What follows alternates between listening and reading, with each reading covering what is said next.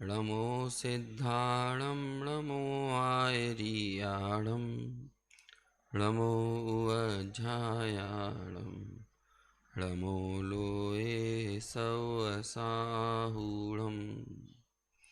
मंगलम भगवान वीरो मंगलम गौतमो गणी मंगलम कुंद कुंदाद्यो जैन धर्मोस्तु मंगलम सर्वमंगल मांगल्यम सर्वकल्याणकारकम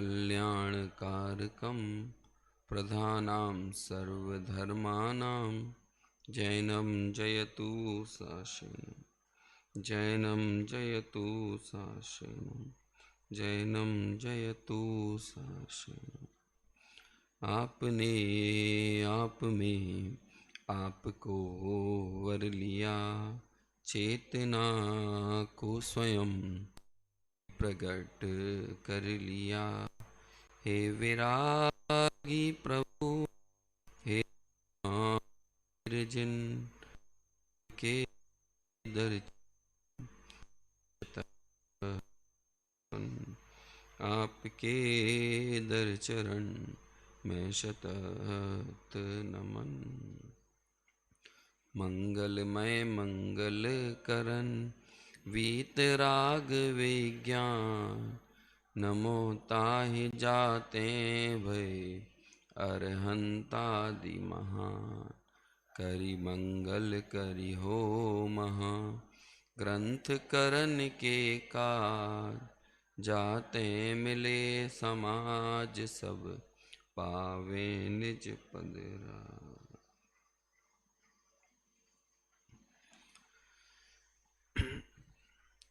सातवां अधिकार जैन मिथ्या दृष्टियों के विवेचन के अंतर्गत सम्यक्त सन्मुख मिथ्या दृष्टि का प्रकरण चल रहा है और उसमें साथ ही साथ गुरुदेव श्री के कुछ भाव को लेकर भी यहाँ पर हम चर्चा कर रहे हैं।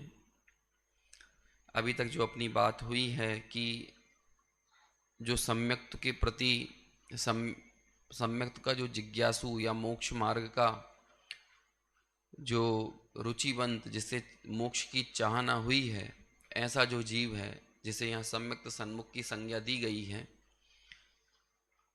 वो जीव, उसे जो पुण्य के उदय से तत्व विचार की शक्ति प्राप्त हुई और वो तत्व विचार की शक्ति के साथ साथ उसका मोह मंद भी हुआ है, जिस कारण से वो तत्व विचार करने के लिए उद्यमवंत हुआ, वहाँ उसे जो उपदेश देवगुरु शास्त्रादि के माध्यम से प्राप्त हुआ है, उस उपदेश को ग्रहण करके पहले तो उसे अहोभाव आता है और अपने जीवन की दुर्लभता की, किस दुर्लभता के साथ ये प्राप्त हुआ है, ये भी खबर लगती है।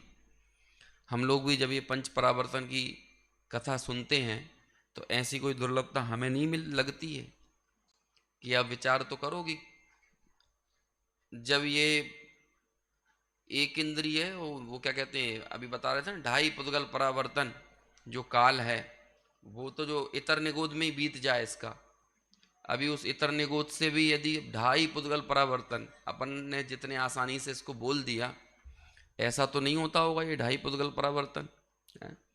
फिर बाद में यदि एक इंद्रिय का काल हो तो उसमें भी कितने परावर्तन बताए थे, अभी तो चर्चा चली 15 मिनट पहले ही 10 मिनट पहले असंख्यात पुद्गल परावर्तन, उतना काल वो बिता दे। और ऐसी कितनी लंबी अपने इतिहास की कहानी को देखा जाए तो जहां पर इसके तत्व विचार की शक्ति ही नहीं हुई, तो अब जब तत्व विचार की शक्ति हो भी गई, यदि कदाचित किसी भाव में तत्व विचार की शक्ति हो भी गई, तो वहां पर यह विचार करो कि वहां पर सच्चे उपदेश का लाभ भी मिला कि नहीं मिला। तो हम पाते हैं कि यदि कदाचित ताकत मतलब ज्ञानावरणी आदि कर्मों का क्षय उपशम भले हो गया हो, लेकिन हमारा मोहमंद नहीं हो पाया, हमारा तत्व विचार में उद्यम नहीं हुआ, बाह्य निमित्त ऐसा देवगुरु शास्त्र का नहीं हुआ, है ना, उनसे सच्चे उपदेश का लाभ नहीं हुआ, तो अब जब हो गया तो ऐसे उस जीव को सबसे पहले तो एक अहोभाव आया कि देखो जो बात मुझे अभी यहाँ पता चली है मुझे तो इन बातों की पहले खबर ही नहीं थी, और मैं अब तक मेरी अनादि संतति ऐसी रही कि मैं तो जो भी पर्याय प्राप्त हुई मैं उसमें ही क्या हुआ, तन्मय हुआ हूँ। तो जी ये बात का जब एहसास होता है, एक संवेदनशीलता व्यक्ति के अंदर आती है, तो ये वास्तव में संवेदनशील व्यक्ति यदि कोई है ना, संवेदना से युक्त, तो मुझे तो लगता है ये सम्यक सन्मुख मिथ्या दृष्टि ही है। सम्यक दृष्टि तो है ही, वो तो कालांतर में फिर हो ही जाएगा, लेकिन जो संवेदन शक्ति भी यदि किसी के पास है तो इसी के पास है। बाकी तो समझ लो उनकी तो संवेदन शक्ति नहीं है।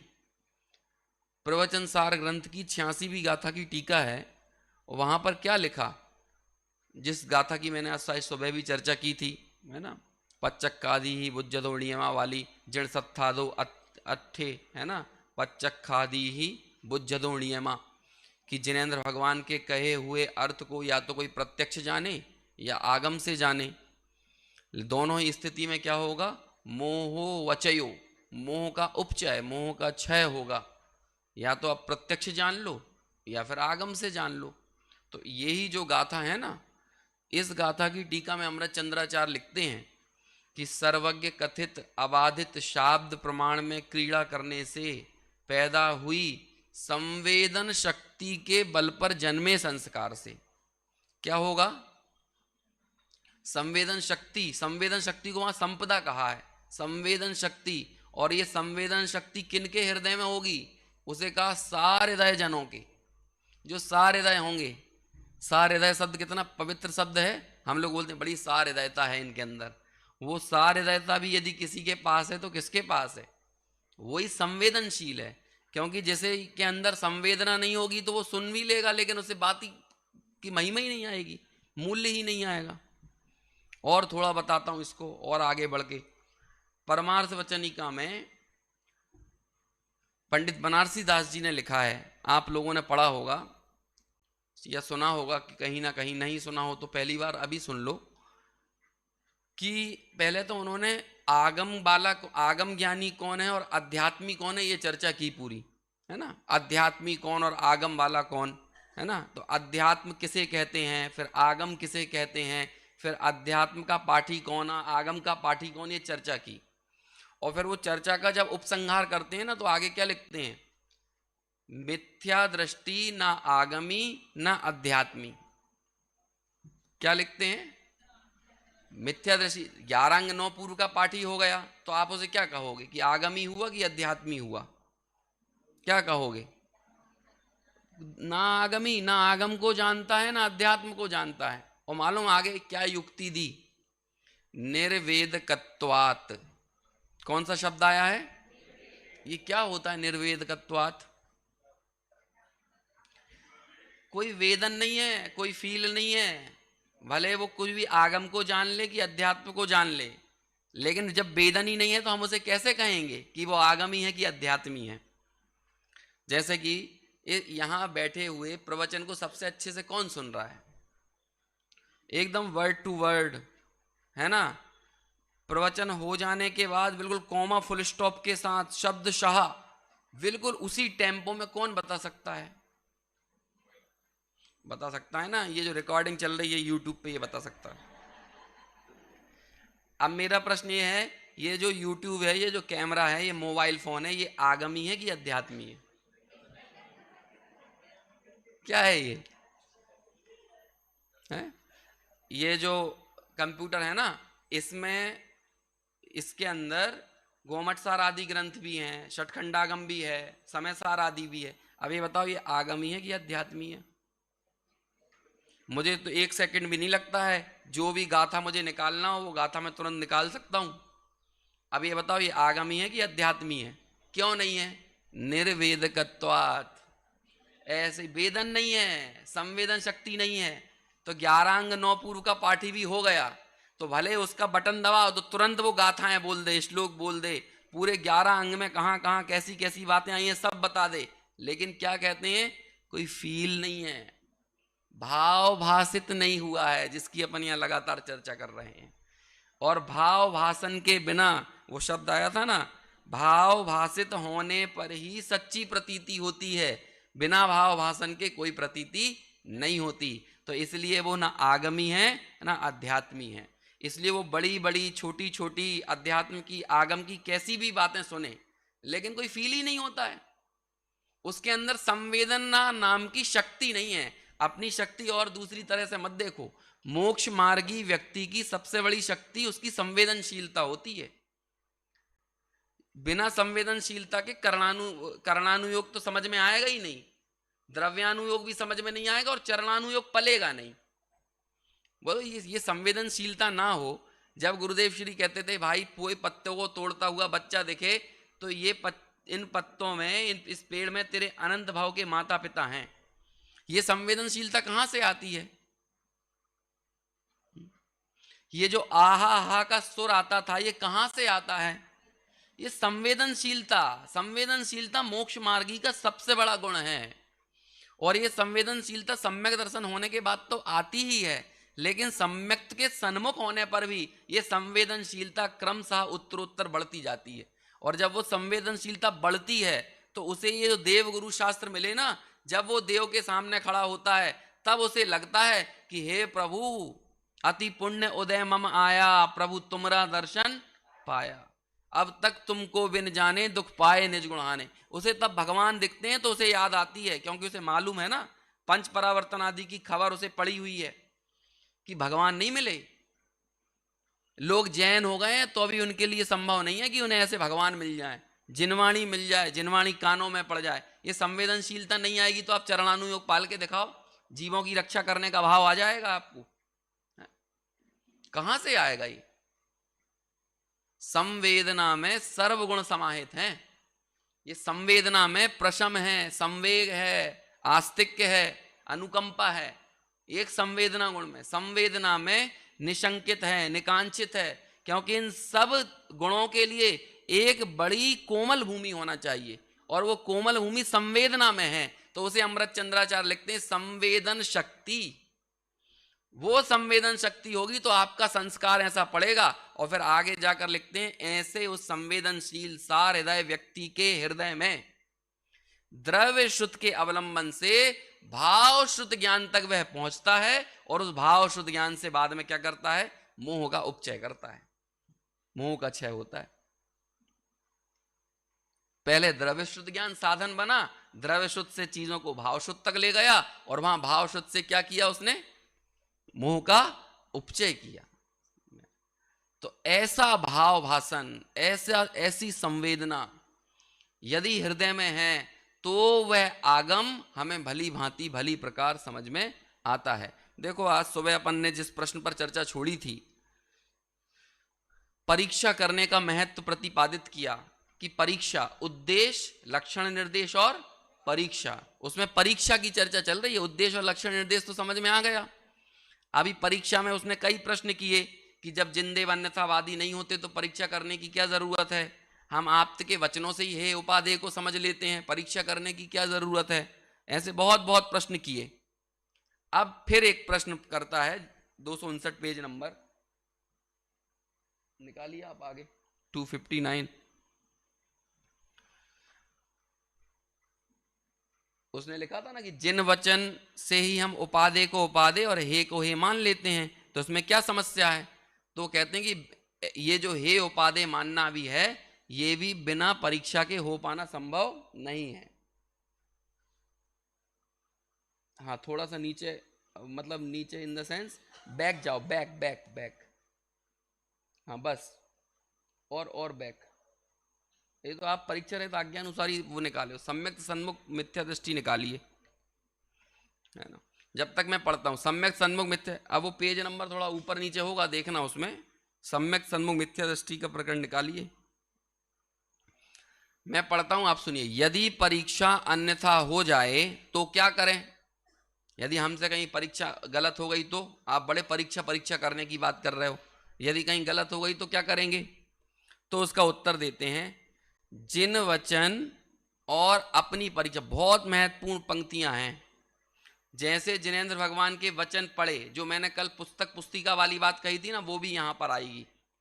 जिन वचन और अपनी परीक्षा, इनकी समानता होती है। तब तो जाने की सत्य परीक्षा हुई है। जैसे जिनेंद्र भगवान के वचनों में अनुभूति का, अनुभव का, जीव अजीव का, है ना, 7 तत्वों का जो स्वरूप बताया था, सम्यक दर्शन का जो लक्षण बताया था, तो ऐसे जिन वचन और अपनी परीक्षा, इनको यदि समानता होती है तब तो जाने की सत्य परीक्षा हुई है। जब तक ऐसा ना हो तब तक जैसे कोई लेखा यानी हिसाब किताब रखने वाला जो अकाउंटेंट होता है ना, वो क्या करता है कि उसकी विधि जब तक ना मिले तब तक अपनी चूक को ढूंढता है। अपन तो मार्ग ही बदल देते हैं, है ना। अभी हमने स्वाध्याय भी करके देख लिया तो भी काम नहीं हुआ, हमने व्रतादि करके देख लिए तो भी काम नहीं हुआ, ठीक है। ऐसे सब करके सारी तरह से देख लिया उसने कि लोगों ने कहा तीर्थ यात्राओं पे जाओ तो हमने वो भी कर लिया, पूजा प्रक्षाल करो हमने वो भी कर लिया, उपवास व्रत करो हमने वो भी कर लिया, 4-4 6-6 घंटे स्वाध्याय करो वो भी कर लिया। ये सम्यक दर्शन होता ही नहीं है ना। ये ऐसी खींच पैदा होती है कि नहीं है?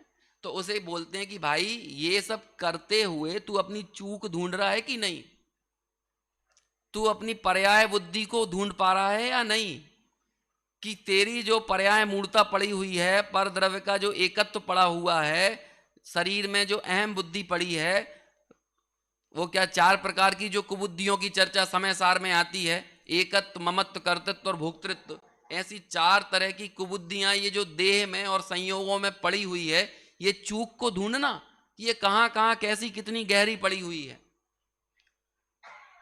वो चूक को तो ढूंढेगा नहीं और यहां पर सिर्फ क्रियाओं को बदलने का काम करेगा।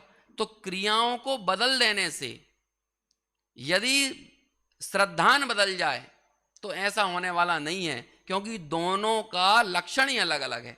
जो क्रियाएं हैं वो तो अजीव द्रव्य के आश्रित हैं और श्रद्धा तेरा अपना गुण है। तू काम करता है अजीव द्रव्य में और चाहता है बदल जाए श्रद्धा, तो ऐसा कैसे हो सकता है? बात समझ में आई? अरे जो भी हम क्रियाएं बदलते हैं, मान के लो अभी सुन रहे हैं या पढ़ रहे हैं या कोई व्रत आदि की क्रियाएं कर रहे हैं या तीर्थ यात्रा आदि कर रहे हैं, जो कुछ भी कर रहे हैं, ये सारी क्रियाएं किसके अधीन हैं? देह आश्रित है ना। तो वो क्रियाएं भी क्या हो गई? अजीव तत्व ही तो हुई। और श्रद्धा किसका गुण है? जो प्रतीति होना है, जो श्रद्धा का बदलाव होना है, वो कहां होना है? वो तो जीव में होना है। अभी किसी के पास साइकिल हो, वो पिछले टायर में हवा भरे और अगले टायर को टटोले, तो वो लो कितनी देर बाद अगले टायर में हवा आ जाएगी। अब फिर वो पिछले में हवा भरता है और अगला टायर टटोलता है, फिर पिछले में हवा भरता है, अगला टायर टटोलता है। थोड़ी देर बाद क्या होगा? वो पिछला भी फट जाएगा अगला तो खाली का खाली रहेगा। और यहां पर हम सबके साथ यही होता है, सारी वृत्ति बदलते हैं इस देह आश्रित और टटोलते हैं आत्मा को और सोचते हैं ये सुखी क्यों नहीं हो रहा है, ये यहां पर आनंद क्यों नहीं आ रहा है। हमने तो सब करके देख लिया। मैं 5-6 साल पहले यहां पर जाता था, आंध्र प्रदेश में विजयवाड़ा और काकीनाडा और एल्लोर, राजमुंद्री, ये सब जगह है ना। तो वहां पे कुछ श्वेतांबर साध्वियां जुड़ी हुई थी, है ना, और उन्हें समय सार पढ़ने की बहुत रुचि थी। समय सार के प्रति उन्हें बहुमान भी बहुत था। तो जब उन्हें 2-3 बार ऐसे 5-5 6-6 दिन के सेशन करके आए तो उनको बहुत आनंद आया समय सार पढ़ के। और मालूम उन्होंने क्या स्वीकार किया ये बात का कि 18-19 साल की उम्र में हम ये साध्वी बन गए थे, लेकिन आज लगभग 55-56 साल की जो उम्र उनकी हुई, इतने सालों में ऐसा लग रहा है कि हम अपने साध्वी पने को भुगत रहे हैं। और उन्होंने एक्सेप्ट किया, ये भुगत रहे हैं, क्योंकि हमें इतने समय में कोई आनंद तो कुछ ऐसा महसूस ही नहीं हुआ है। ये एक्सेप्ट करती हैं वो, लेकिन क्या करें, अभी लोक लाज बस सब इतना सम्मान देते हैं, ये करते हैं कि यहां से निकल पाना भी हमारे लिए संभव नहीं है। और इतनी मार्मिक बात बोली, निकले तो थे कर्म काटने के लिए, लेकिन अब लग रहा है सिर्फ समय ही काट रहे हैं। ये बात एक्सेप्ट की, लेकिन कमाल की बात ये है, ये बात समझ गई थी, लेकिन इसके बावजूद भी उनका आग्रह नहीं छूटा था। इसके बाद भी जिस आग्रह जिसके साथ वे रह रही थी उसी में रही। ये तो समझ लो इसके लिए पाषाण का हृदय चाहिए, और ऐसे पाषाण का हृदय वाला एक शख्स हमारे से 40-50 साल पहले हो गए। समझ में आया? कि बात समझ में आए और फिर परिवर्तन भी हो जाए। ये ऐसा ही काम नहीं है। और इसलिए ये क्या है, सुना तो समझा भी, लेकिन भाव भाषण हुए बिना, ये भाव भाषण पे बार बार मैं क्यों इतना जोर दे रहा हूं, भाव भाषण हुए बिना प्रतीति नहीं होती। भाव भाषण के बगैर परिवर्तन नहीं होता, दृष्टि नहीं बदलती। सुख का संबंध तो वो सच्चा तत्व निर्णय होने के बाद जो भाव भाषण हुआ है उससे ही होता है, उससे ही संभव है। समझ में आया? तो इसलिए यहां पर लिखा कि तू वो अपनी चूक ढूंढना। तू अभी क्या करेगा, आगम बदल देगा, अपनी क्रियाएं बदल देगा, वक्ता बदल देगा, प्रवचनकार बदल देगा, पंडित बदल देगा, अलग अलग सभाओं में जाने लगेगा। लोगों के अंदर ये क्यूरियोसिटी बहुत होती है कि इनके यहाँ इतने लोग सुनने आते हैं, थोड़ा इनको भी तो सुन के देखें, थोड़ा इनको सुनते हैं, इस पे सुने। तो यूट्यूब पे भी वही चैनल देखेगा जहां पर व्यू ज्यादा हो, है ना। मतलब उसे अपनी चूक नहीं ढूंढना है, उसकी क्यूरियोसिटी कहीं और पड़ी हुई है, वहां भी जाके देखेगा इतने लोग इनको सुन रहे हैं, इतनी ये चल रहे हैं, इतनी पॉपुलर, जरा इनका जलवा तो देखें कैसा है। तो वो तुझे जलवा देखना है, तुझे अपनी चूक नहीं देखना है। अभी जलवा देखना है तो ये फिल्म स्टारों का देखिए भाई, ये इनके पास तो और पागलों की भीड़ लगी हुई है। तो ऐसे ये ना जाने वो 20 चैनल पे 22 बाबा के प्रवचन आ रहे हैं, तो अभी वो सब बदल बदल के देखता रहेगा भाई, वो ऐसा ही करेगा, लेकिन वो अपनी चूक नहीं ढूंढेगा। क्रिया बदलेगा, वृत्ति बदलेगा, वक्ता बदलेगा, स्थान बदलेगा। समझ में आया? अरे भाई बहुत भाग्य से सही बात, सही तत्व समझ में आ जाए। और देखो कैसा तत्व है, दुनिया के जितने ग्रंथों के पास जाओगे या जिन वक्ताओं के पास आप जाओगे, वो मालूम आपसे क्या बोलेंगे, अरे यही पढ़ते रहो, यही सुनते रहो, मुझे ही सुनते रहो, ये बोलेंगे। ये तो जिन शासन का महात्मा है वो ये बोलता है यही मत पढ़ते रहो वो ये बोलता है ना। हमारे भगवान के पास हम जाते हैं तो वो कहते हैं यही मत देखते रहो, थोड़ा अपने अंदर भी देखो। नहीं तो बाकी सब तो कहेंगे उनको तो टीआरपी बढ़ाना है अपनी, है? उनका तो क्या कहते हैं, इसी से उनकी आय का स्रोत है, वो तो बिजनेस की दुकानें हैं सारी, कि कितने कस्टमर उनके बड़े, वो कस्टमर ही हैं एक्चुअली, है ना। जो आस्थावान, तथाकथित आस्थावान लोग गए हैं। 19वीं बार के प्रवचन में जो गुरुदेव श्री प्रतिछंद का अर्थ करते हैं, तो कैसा करते हैं, गुरुदेव कहते हैं कि कोई को ऐसे अपन किसी पहाड़ वगैरह पर जाओ ना, और नीचे से जाकर ऐसे चिल्लाओ, अपना नाम लूं, जैसे मैं चिल्लाऊं अंकुर, तो नीचे से क्या आवाज आएगी, वहां से वो खाई वगैरह से वही आवाज रिफ्लेक्ट होके आएगी ना। तो ऐसा बोलते हैं कि ऐसे ही तू सिद्धों के सामने खड़ा होकर, भगवान के सामने, अरहंत की प्रतिमा के सामने जाकर बोलता है हे भगवान, तो वहां से आवाज क्या आती है, हे भगवान है ना, ऐसा बोलती है हे भगवान। अरे यहां क्या हे भगवान कर रहा है, तो ये ऐसे वो प्रतिछंद का अर्थ करते हैं, हे भगवान, अरे तू खुद भगवान है भाई। अब ऐसे भगवान कहां मिलेंगे आपको, जो भगवान ये कह रहे हैं तो इधर ही मत देखता रहे, ऐसा शास्त्र कहां मिलेगा। ये गुरुदेव श्री अभी सुबह हमने पढ़ा था, कल पढ़ा था शायद, है वहां देखा था, सुनते ही मत रहना, पढ़ते ही मत रहना, भाव भाषण करना। इनका मतलब है कि ये तो बड़ी क्या ऐसा धन्य समझ लो कि कईयों जन्मों का ऐसा पुण्य प्रतिफलित हो गया कि जहां पर ऐसी वाणी, ऐसे देव ऐसे मिल गए। नहीं तो वो ये कहेंगे हमें ही सुनते रहो, हमें ही सुनते रहो, ये वाला बड़ा प्रचलन में है, हमें ही सुनते, क्यों हमें ही सुनते रहो। अरे जिन वाणी की बात जहां से, जैसे, जिससे वो तत्वबोध होना चाहिए।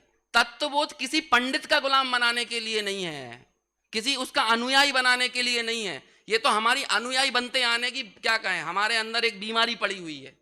क्यों बन रहे हो अनुयायी? अरे यहां जो आदमी बोल रहा है क्या उसको वो पूरी तरह से निर्दोष है? अरे निर्दोष तो वो है जो भगवान, जिनकी ये वाणी है, सा त्वमेव वासी निर्दोषो युक्ति शास्त्रा विरोधी बात, उनकी बात है ये, वो निर्दोष है। यदि कदाचित बहुमान आए भी, महिमा आए भी, तो किनकी आए, वो धर्म की, देवगुरु शास्त्र की। और देवगुरु शास्त्र की महिमा कब आएगी, जब आत्मा की महिमा आएगी, जो उनके वचन है उनकी महिमा आएगी। उनकी महिमा कब आएगी, उनके वचनों की महिमा कब आएगी, जब तू परीक्षा करके भाव भाषण करेगा, उस भाव भाषण से महिमा आएगी। कम से कम हमारे अंदर तो ये बीमारी नहीं आना चाहिए, समझ में आए। नहीं तो क्या करेगा वो, ये बोल रहे हैं अपनी चूक नहीं ढूंढता है। ठीक है, फिर देखिए, इसी कारण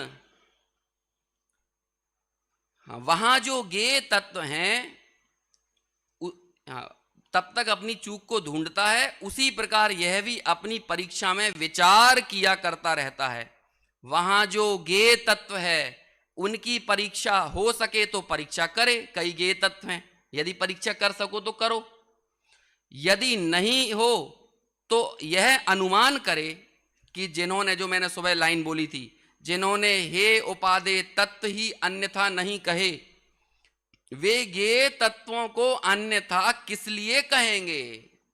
वे आप्त, वे पूर्ण वीतरागी भगवंत, जिन्होंने हे और उपादेय तत्व, जिनसे हमारा जीवन जुड़ा हुआ है, हमारा सुख दुख जुड़ा है, जब उन्होंने उसका अन्यथा कथन नहीं किया, तो ज्ञेय तत्व कि वो यदि जाने नरक कितने, स्वर्ग कितने, है ना, जम्बूद्वीप कितना बड़ा, ये तो ज्ञेय तत्व है ना, इसके संबंध में क्यों अन्यथा कहेंगे।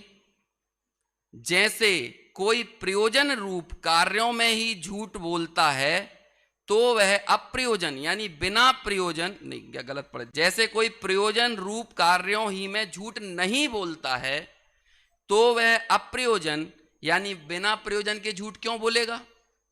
अरे जब प्रयोजन भूत कार्यों में जिनसे प्रयोजन सदता है उनमें जैसे झूठ बोलने की जरूरत नहीं है, कोई अपना स्वार्थ नहीं है, तो वो अप्रयोजनकारी, जिनसे कोई लेना देना नहीं है, उनमें झूठ क्यों बोलेगा। इसलिए ज्ञेय तत्वों का स्वरूप परीक्षा से भी जानता है, जिनकी परीक्षा हो जाए उन्हें परीक्षा से जानता है अथवा आज्ञा से जानता है, फिर भी यदि उनका यथार्थ भाव भाषित ना हो तो भी दोष नहीं है। यदि ज्ञेय तत्वों का भाव भाषण ना भी हो पाए तो दोष नहीं है, लेकिन हे ज्ञेय तत्वों का तो इसको यथार्थ स्वरूप भाव भाषित होना ही चाहिए, निर्णय पक्का होना चाहिए, परीक्षा पक्की होना ही चाहिए। इस प्रकार हे उपादेय तत्वों की परीक्षा करना योग्य है।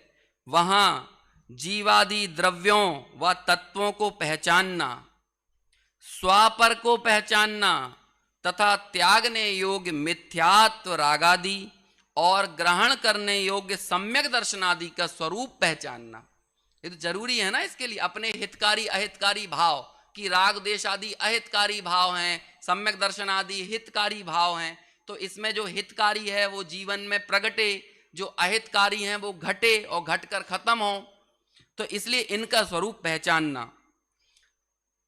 इसी प्रकार निमित्त नैमित्तिक आदि जैसे हैं वैसे पहचानना, ये निमित्त नैमित्तिक का भी सही स्वरूप जानना। अमृत चंद्राचार्य ने एक कलश लिखा, उसमें क्या नाम है,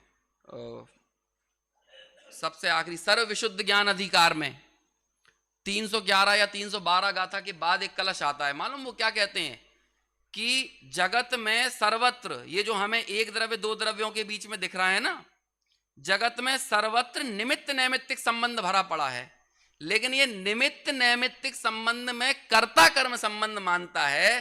तो मालूम उसके बाद क्या लिखते हैं, ये तो पता नहीं कोई अज्ञान की महिमा है।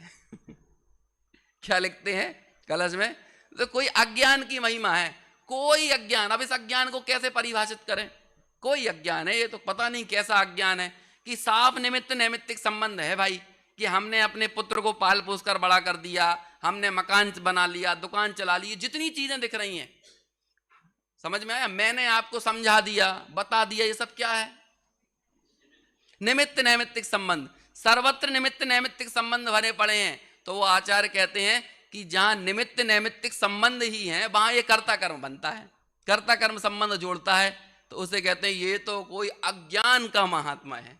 ऐसा कलश आया, मूल कलश में ऐसी बात लिखी। तो यहाँ टोडरमल जी ने उसका जिक्र किया। जब मैंने उन दोनों को पढ़ा था मुझे लगा कि ये पहले जब पढ़ा था इसे, यहाँ निमित्त नैमित्तिक संबंध को क्यों दिया, क्योंकि मैं बार बार आपसे बोल रहा हूं एक भी शब्द टोडरमल जी ने यूं ही नहीं कहा है। ऐसे ही कोई वाक्य बढ़ाना हो कि कोई उन्हें सेंटेंस लंबा करना हो, जो इसकी मूल प्रति आप देखेंगे ना तो कई बार तो पूरा पेज का पेज काट दिया। उन्हें लगता है ये वाली चीज यहां नहीं आना चाहिए, ये बात आगे कहीं आना चाहिए, तो उन्होंने वो काटा है। समझ में आया। ऐसा नहीं कि एक अब कोई कहे कि इतना बड़ा पेज लिख दिया, और कॉपी पेस्ट की सुविधा तो थी नहीं आज के जैसे कि यहां से कट कर लिया, कॉपी कर लिया और दूसरी जगह पेस्ट कर दिया। मतलब आप किसी चीज को यहां काट रहे हो तो आगे भी जाके आपको वो क्या कहते हैं, पूरे नए सिरे से लिखना पड़ेगा। लेकिन उन्होंने किया ऐसा, क्योंकि एक एक चीज जो जरूरी है वो चीज का ज्ञान परिज्ञान भली भांति होना चाहिए। तो टोडरमल जी यहां लिखते हैं, निमित्त नैमित्तिक आदि जैसे हैं वैसे पहचानना, क्योंकि जब इसको सही ढंग से पहचानोगे तो तुम्हारी कर्ता कर्म की बुद्धि जाएगी, है ना। पर कर्तत्व का अहंकार ढीला पड़ेगा। तुम अकर्तावाद को, अकर्तत्व को, वास्तु स्वातंत्र को, क्रमबद्ध पर्याय को भी तभी समझ पाओगे। ये 308 से 311 क्रमबद्ध पर्याय वाली जो गाथा है, जहां से क्रम नियमित पर्याय ये निकाल का पूरा क्रमबद्ध पर्याय सिद्धांत का प्रतिपादन किया, उसके बाद ये वाला कलश आता है, समझ में आया। देखिए आगे, जिनके जानने से मोक्ष मार्ग में प्रवृत्ति होती है उन्हें अवश्य जानना, इस तरह इनकी तो परीक्षा करना। सामान्य रूप से इनको किसी हेतु युक्ति द्वारा जानना, क्या बोलते हैं पहले, हेतु युक्ति द्वारा जानना, और प्रमाण नयों के द्वारा जानना। पहले सामान्य हेतु युक्ति लगा देना, और विशेष जानने के लिए प्रमाण नयों से जानना। कल अपन ने ये लाइन पढ़ी थी, फिर से पढ़ रहे हैं। निर्देश स्वामित्व या सत संख्यादि से इनके विशेष जानना, जैसी बुद्धि हो वह जैसा निमित्त बने उसी प्रकार सामान्य विशेष रूप से इनको पहचानना, तथा इस जानने में उपकारी गुणस्थान मार्गणा आदि पुराण आदि, समझ में आया। अब ये आदि में लगाते जाओ, 3 लोक आदि, पंच परावर्तन आदि, ये सब भी क्या है, उसी जानने के उपकारी हैं, है ना। पुराण आदि, व्रतादि, क्रिया आदि को भी जानना योग्य है। यहां देखो, टोडरमल जी तो महाबुद्धिशाली थे, प्रखर बुद्धि, लेकिन उन्होंने अपनी बुद्धि का, युक्ति का तर्क किसी आगम के निषेध में नहीं किया। देखो इस लाइन में आपको कहीं नहीं मिलेगी। लेकिन आज अपन इतने दिमाग वाले बन जाते हैं, ये गैर जरूरी है। अरे भाई तेरे लिए उपयोगी नहीं है, लेकिन तू गैर जरूरी क्यों बोल रहा है, किसी और के लिए तो उपयोगी होगा। ये द्वादशांग की पूरी जो रचना कभी कहीं किसी काल में किसी के लिए उपयोगी होती है, तेरे लिए नहीं है उपयोगी। सब अलग अलग तरह के जीव हैं, अलग अलग तरह के जीवों के लिए अलग अलग चीजों की जरूरत पड़ती है। कई लोग एकदम बिल्कुल समझ लो जड़ बुद्धि टाइप के होते हैं, अब उन्हें प्रथमानुयोग की कथाओं से जोड़ना पड़ता है। कई आदमियों ने अध्यात्म तो ग्रहण कर लिया, लेकिन चित्त में बड़ी जड़ता पड़ी हुई है, तो उन्हें चरणानुयोग के कथनों से थोड़ा सा उनके जीवन में उनकी भावभूमि को कोमल बनाने का, उन्हें संवेदनशील बनाने का प्रयास किया जाता है। जो थोड़े से सूक्ष्म बुद्धि होते हैं, जिन्हें स्थूल बातों से चीजों का निर्णय नहीं होता, उन्हें ज्ञान को अपने और गहराई में प्रवर्ताने का मन होता है, तो उन्हें कर्णानुयोग आदि के माध्यम से और चीजों का विशेष बताया जाता है। जीव की विशेष अवस्थाएं बताई जाती हैं। सामान्य शास्त्र तो नूनम विशेषो बलवान भवेत, कर्णानुयोग के विषय में कहा जाता है कि सामान्य जानने से विशेष को जानना बलवान होता है। तो जब कई लोग उससे भी चीजों को समझते हैं, लेकिन ये अधिकार किसने दे दिया आपको कि आपको जो चीज का रस आ रहा है और आप दूसरी चीज को गैर जरूरी कहो, सर्वथा गैर जरूरी कहो, सबके लिए गैर जरूरी कहो, ये कैसे कह दिया। तो सब चीजें यथा योग्य उपकारी हैं। इतने बड़े महापंडित जो कि बारंबार, जो सम्यक दर्शन इतना क्रिस्टल क्लियर है, मेरे को तो दिखता है इसमें ऐसा एकदम इतना स्पष्ट। अब ऐसा एकदम प्रॉपर रोड मैप के बीच में भी वो उन चीजों को यथा योग्य उपकारी बता रहे हैं, ये भी उपकारी है, समझ में आया ना। लेकिन वो कल जो मैंने बात कही थी ना, खूंटा तो अपना आत्मा से बांध के रखना है ना।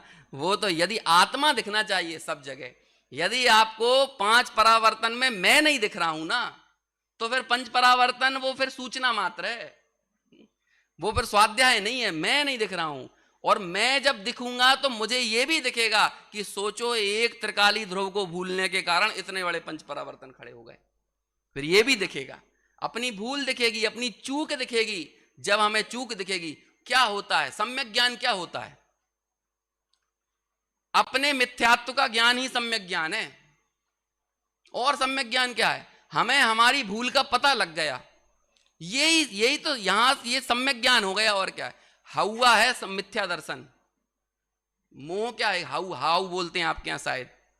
हाउ कैसे जाता, हाउ का डर कैसे जाता है, हवा का डर कैसे चला जाता है, हौए के ज्ञान से हौए का डर चला जाता है। और हौए का ज्ञान क्या है कि हवा कुछ होता ही नहीं है यही तो है। अरे अरे शास्त्रीय भाषा में बोल देता हूं, भ्रम जनित दुख को दूर करने का उपाय भ्रम दूर करना है। तो भ्रम क्या है? हवा ही तो है। भ्रम और क्या होता है? और उस भ्रम के कारण दुख है, और उस दुख को दूर करने का उपाय क्या है? हवा को दूर करना है, और क्या है? तो मिथ्यात्व का ज्ञान यही सम्यक ज्ञान है। अपनी चूक का पता चल जाना, अपनी भूल का पता चल जाना कि भूल, देखो कैसी असत कल्पनाएं हो रही थी जिनका एग्जिस्टेंस ही नहीं था, मेरे स्वरूप में जिनकी सत्ता नहीं थी, उनके कारण मैं सुखी दुखी हो रहा था। मैं सुखी दुखी, मैं रंग कराओ, मेरे धन ग्रह गोधन प्रभाव। पकड़ो इस अजीब तत्व को और करो तत्व निर्णय, सातों तत्व तक पहुंच जाओगे। होगी ना जीव अजीव तत्व संबंधी भूल दूर। निर्णय सोचना पड़ेगा भाई साहब, इसके अलावा यहां तो नहीं। ये तो कल आपका यहां का तो काल खत्म हो गया है ना, अब आपको वापस से परावर्तन करके यहीं आना है। हाँ, ये सोचिए अगली बार तो क्या है, वो पंडित जी साहब कह रहे थे ना, पर्यटन होना चाहिए, अब तो परावर्तन दूर होना चाहिए। जब तक ये पंखे का मेन स्विच बंद करो, फिर भले ये घूमता रहे तो घूमता रहे, लेकिन वो मेन स्विच जो है ना जिससे ये चालू है, ऐसे ये संसार चक्र, संसार का परिभ्रमण जिससे जारी है, वो भूल दूर होना चाहिए। उसके बाद थोड़े बहुत घूमते रहो तो घूमते रहो, है ना, वो तो तरी जाएगा। फिर उसके बाद व्रतादि क्रियादि को भी जानना योग्य है। वहां जिनकी परीक्षा हो सके उनकी परीक्षा करना, ना हो सके उनका आज्ञानुसार जानपना करना। अब देखो आगे लिखते कितनी, कैसे ये सब करने के लिए वो क्या क्या करता है। ऐसे इस जानने के प्रयोजन से कभी आप स्वयं ही विचार करता है, कभी शास्त्र पढ़ता है, कभी सुनता है। देखो विचार भी करता है तो ये करता है, वो अपध्यान नहीं करता, वो अनर्थ दंड वाला है ना, वो नहीं करता है। खाली बैठे हैं तो क्यों बैठे हैं, ये पानी कब गिरेगा, गर्मी बड़ी हो रही है ना, यही सोच रहा है वो। उसे क्या लेना देना इनसे, इन सब विचार करने से। इस बार तो लग रहा है कि सोयाबीन की फसल अच्छी आ जाएगी, कि गेहूं की फसल अच्छी आ जाएगी। इस बार मार्केट ऐसा करेगा, पॉलिटिक्स में ऐसा हो जाएगा, बांग्लादेश में वो ऐसा हो गया है, वहां पे सरकार चली गई, इससे भारत को क्या खतरा है। अरे इस सब चीज को पता नहीं, भारत को कोई खतरा होगा नहीं होगा, वो इन्हीं को सोचने जुटा हुआ है। वो अखबार पढ़ के यही तो करता है, उसके हाथ में कुछ नहीं है। उसके हाथ में इतना नहीं है अपने घर के सामने पड़ी गंदगी को साफ करवा दे, और सोचता है यूक्रेन और रूस के बारे में। इतना इतना यहां दिमाग लगा रहा है वो। ये नहीं करना है। यदि अकेले में भी विचार करता है तो क्या करता है, यही विचार करता है, इसी तत्व निर्णय में प्रवर्तता है। ठीक है, कभी शास्त्र पढ़ता है, कभी सुनता है, कभी अभ्यास करता है, कभी प्रश्नोत्तर करता है। लेकिन प्रश्नोत्तर करने की क्रम कौन से नंबर पर आया ये देखो, अभी प्रश्नोत्तर का झंडा लेकर सब खड़े हो जाते हैं।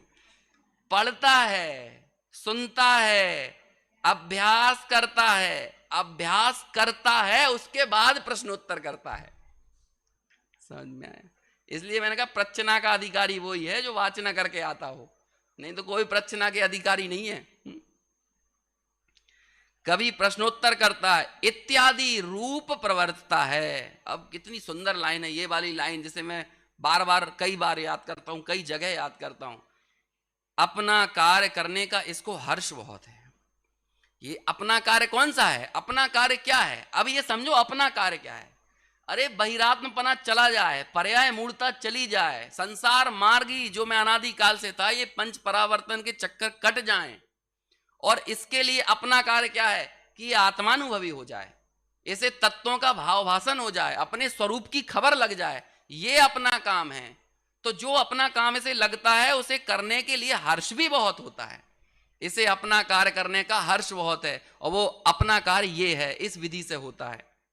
अपना कार्य करने का हर्ष बहुत है, इसलिए अंतरंग प्रीति से उसका साधन करता है। अंतरंग में बहुत प्रीति है इस काम को करने की, अभ्यास करने की, स्वाध्याय करने की, पढ़ने की, सुनने की, बड़ी अंदर में एक उत्कंठा है। इस प्रकार साधन करते हुए जब तक, ये बोल्ड अक्षरों में लिखा है, कब तक करना है ये काम? 6 महीने, 8 महीने, साल भर, 2 साल, 5 दिन, 10 दिन, 15 दिन, कब? जब तक इस प्रकार साधन करते हुए सच्चा तत्व श्रद्धान ना हो। वो सौगानी जी के कथन की चर्चा आई थी, किसी ने की थी 2-3 दिन पहले, है कि हे विकल्प, है ना, मुझे क्या वो अपने गुरु के पास ले चल, है ना, नहीं तो मैं क्या ये रात बीतने से पहले तेरा वो क्या कर दूंगा, खंड खंड अभाव कर दूंगा। वो पूरी एग्जैक्ट लाइन जो थी। ऐसे ये जो अभ्यास मैं कब तक करूंगा, हे जिनवाणी मां। बहुत अच्छी लाइन याद आ रही है, 201 नंबर की गाथा प्रवचन सार की। वहां लिखते हैं वो दर्शनाचार, ज्ञानाचार, वीर्याचार, ये है ना पंचाचार। तो वो पंचाचार को खड़ा करके आचार्य बोलते हैं, हे पंचाचार। मैं पंचाचार मैंने पांचों को एक साथ ले लिया है ना, वो सबको अलग अलग संबोधित किया, दर्शनाचार को अलग, ज्ञानाचार को अलग। तो मैं यहां सबको एक साथ लेके बोलता हूं, हे पंचाचार, मैं तुझे तब तक अंगीकार किए हुए हूं जब तक मैं तेरे प्रसाद से अपने स्वरूप साधन करके, है ना, मैं अपनी परम विशुद्धि को, पूर्ण वीतरागता को, अपने निस्वभाव को जब तक ना पा जाऊंगा, मैं तब तक तो मैं अंगीकार किए हुए हूं। नहीं तो मुझे दर्शनाचार, ज्ञानाचार, विद्याचार इनसे जरूरत नहीं है। मैं तो, मेरे साधन हो आप। दर्शनाचार, ज्ञानाचार, वीर्याचार आदि आप साधन हो। साध्य तो मेरा त्रिकाली ध्रुव शुद्धात्मा है, आत्मा है। ऐसे ही है कि हमें भी कभी ऐसी बात आती है कि नहीं, हे जिनवाणी मां, आप मेरे लिए तब तक परमोपकारी हो, मेरा अवलंबन हो, मेरा साधन हो। मैं आपके अभ्यास से तब तक, कब तक मैं आपके अभ्यास में इसी भांति उत्साह के साथ, हर्ष के साथ, सतत, बिना थके, बिना झुके, बिना हतोत्साहित हुए, बिना क्षुब्ध हुए आपके अभ्यास में मैं ऐसे ही प्रवर्तूंगा, इस प्रकार ही अभ्यास करूंगा। कब तक? जब तक कि सच्चा तत्व श्रद्धान ना हो। यह इसी प्रकार है, ऐसी प्रतीति सहित जीवादि तत्वों का स्वरूप आपको भासित ना हो जाए। ऐसा ही है, जीव का यही स्वरूप है। अजीब ऐसा है, आश्रव ये है, बंध ये है, संवर निर्जरा मोक्ष ये है। और ये है जानना, वो लक्षण वाला जानना नहीं, भाव भाषित।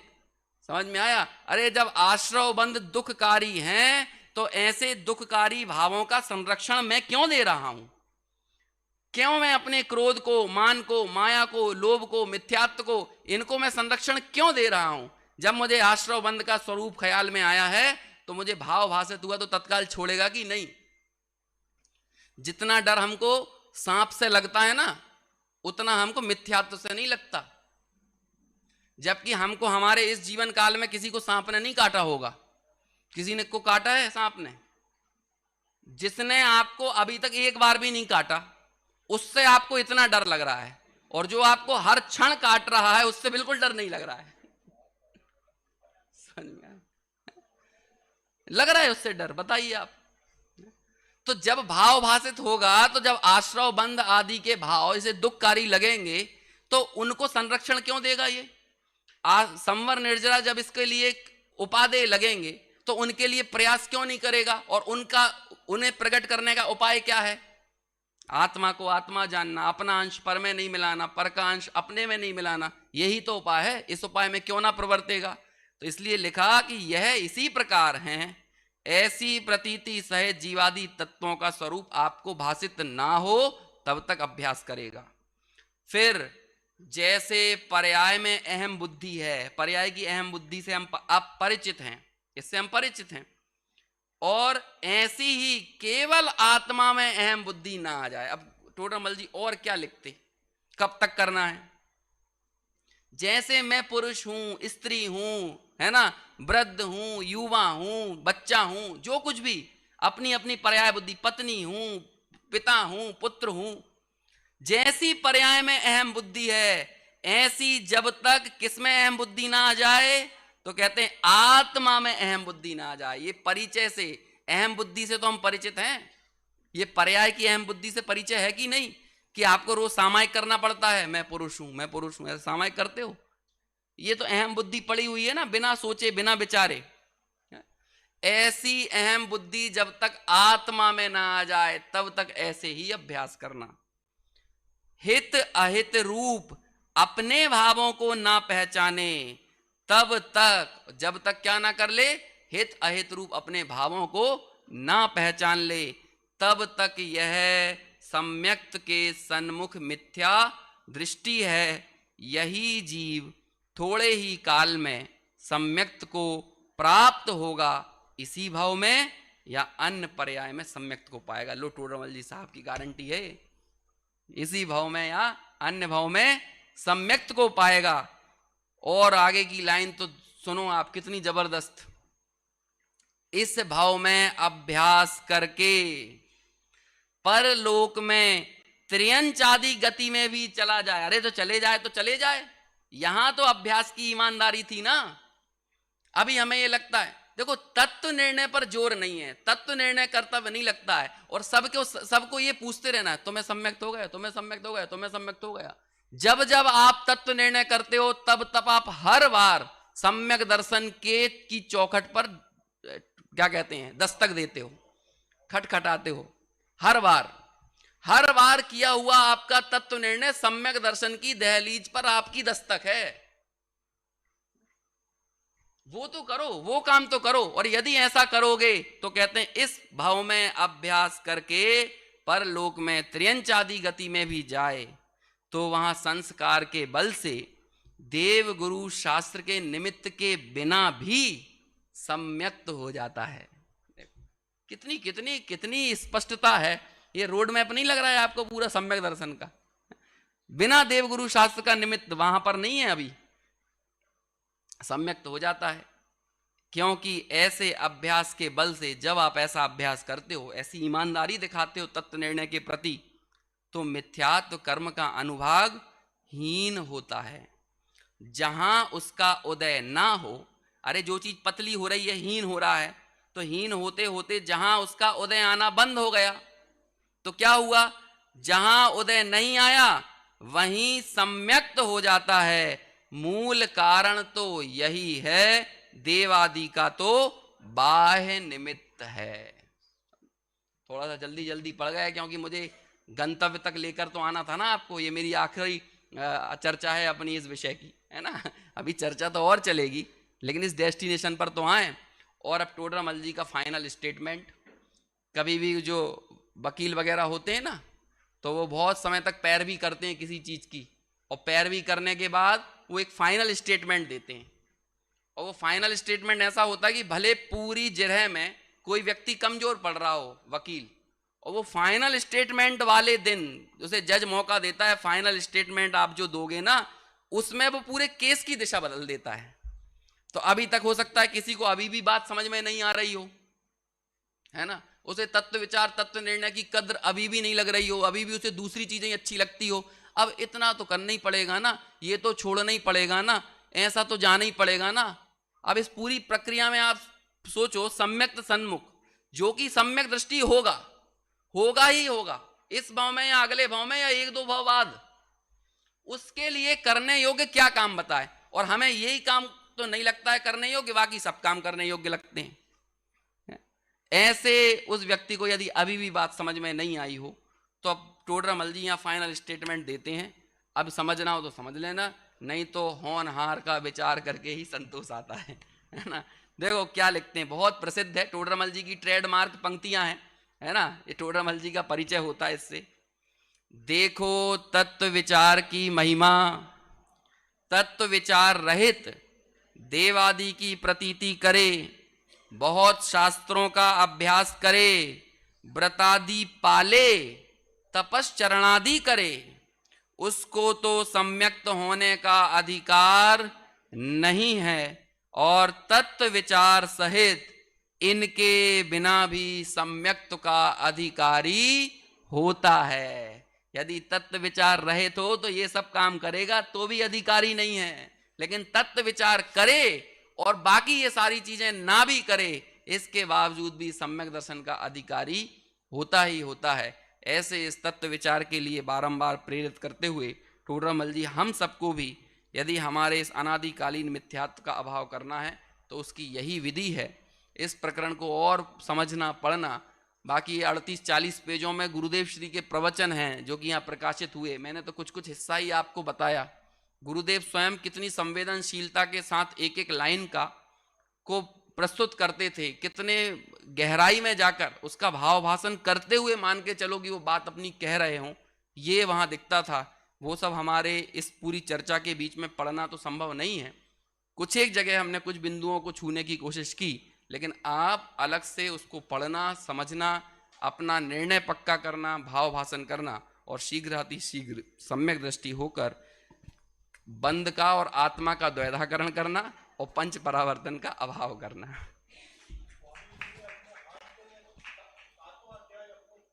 हाँ, बहुत सुंदर चर्चा का मैं लाभ लिया। आदरणीय अंकुर जी का ये अंतिम व्याख्यान था। कल प्रातःकाल उन्हें यहाँ से प्रस्थान करना है, तो उन्होंने अपने पूरे विषय की संपूर्ण उपसंहार भी किया। वो प्रेरणा दी कि हमें इस ग्रंथ का और ग्रंथ के पर गुरुदेव के व्याख्यान का गहराई से अध्ययन करना चाहिए। ये संकल्प लेके जाना यहाँ से, जब बाहर जाओ सोनगढ़ से, कि मैं घर जा करके इस ग्रंथ के प्रवचनों का गहराई से अभ्यास करूंगा।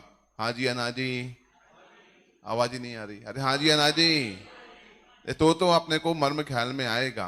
क्योंकि कई बार ये बात आई कि आप सारे काम करें, आप तीर्थ यात्रा करें, आप दान करें, आप पूजन करें, भक्ति करें, हर काम करें शुभ क्रियाओं का, लेकिन तत्व विचार के बिना सारी क्रियाएं निरर्थक सिद्ध होंगी।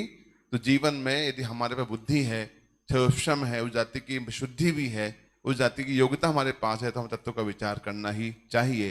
उसके लिए कोई त्याग नहीं करना है। आप दान भले मत दो, कोई दिक्कत नहीं है। आप पूजा करो चाहे ना करो, आप तीर्थ यात्रा कर पाओ चाहे ना कर पाओ, चाहे आप शरीर की अवस्था भले कैसी हो जाए आपकी, तत्व विचार किस कहीं कोई बाधक नहीं है। ये तो कर ही सकते हैं ना।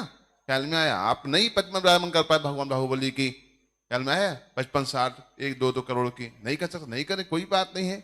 वह सबकी अपनी सामर्थ्य है, लेकिन ये तो कर सकते हैं ना।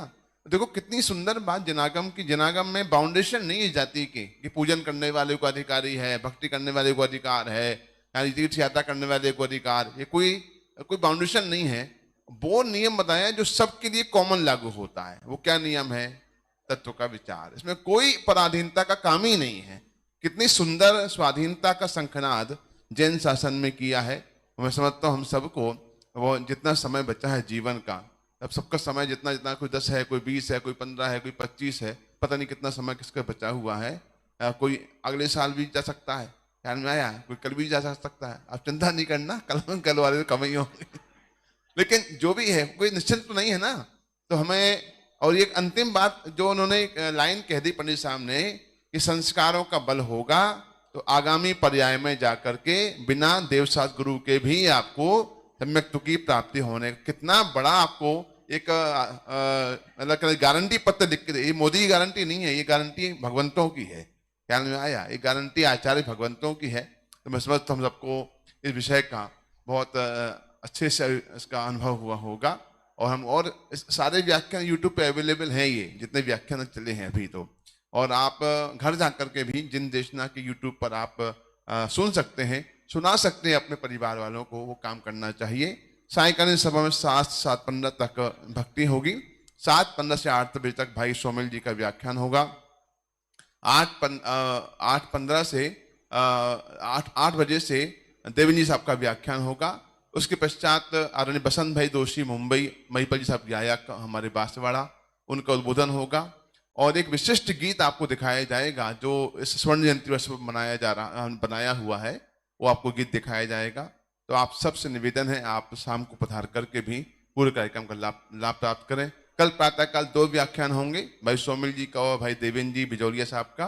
तो लगभग 11:30-12 बजे तक कार्यक्रम का विराम हो जाएगा। तो आप कल प्रातःकाल पूरे कार्यक्रम, क्योंकि आप संपूर्ण विषय का उपसंहार सुनना, तो कल भी का व्याख्यान अटेंड करना पड़ेगा। जो बाई चांस जा रहे हैं, इनका टिकट विकेट बना हुआ है पहले से ही, तो वो ऑनलाइन लाभ ले लें, लेकिन विषय को पूरा जरूर सुने। कुछ राशि प्राप्त हुई है। 21 रुपये जसवंती भाई, नरेंद्र भाई पालड़ी अहमदाबाद। 21 रुपये हेमंत भाई बेलोकर डासाला। 2100 रुपया देवांग भाई, किरण भाई गाला, मथन भाई गाला मुंबई। और 500 रुपये परेश भाई भाईंदर। 3-4 लोगों के 5-5 रुपये और आए हुए हैं, तो मैंने पाया हूं। मैं नहीं है मेरे पास अभी, क्षमा खत्म हो गई है, तो हम आपको घर जा करके भी आपको व्हाट्सएप कर दी जाएगी। हाँ, जो कल प्रातः जल्दी निकल रहे हैं, 7 बजे जो टिफिन चाहिए आप टोकन ले लेवे, नाम लिखवा दीजिए, व्यवस्था हो जाएगी। 12 बजे के बाद उनकी व्यवस्था भी हो जाएगी। जो परसों जा रहे हैं उनकी व्यवस्था हो, कोई को तकलीफ नहीं होने दी जाए। तो 15 को जाए तो आज जाए तो ख्याल में आए, आपको व्यवस्था पूरी मिलेगी। जो हाँ? और टिफिन व्यवस्था जो है ना, शोध भोजनालय वहां से मिलेगी। जो भी जा रहा है शोध भोजन जो है वहां सबको, समिति वाले वहीं जाएंगे और आप जो शोध वाले वो तो वहीं जाएंगे। आप दोनों को सबको व्यवस्था वहां मिल जाएगी, ऐसा कार्यक्रम है।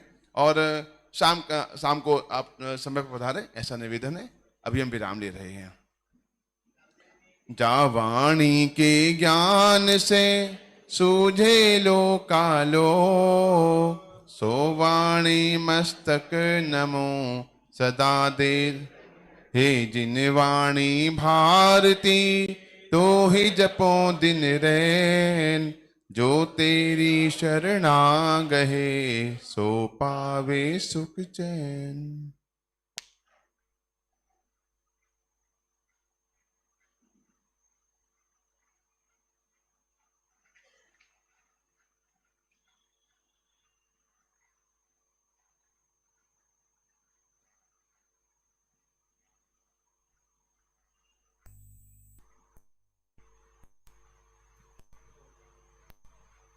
द्वारसांगी मंगलकारी जिनवाणी जैन शासन की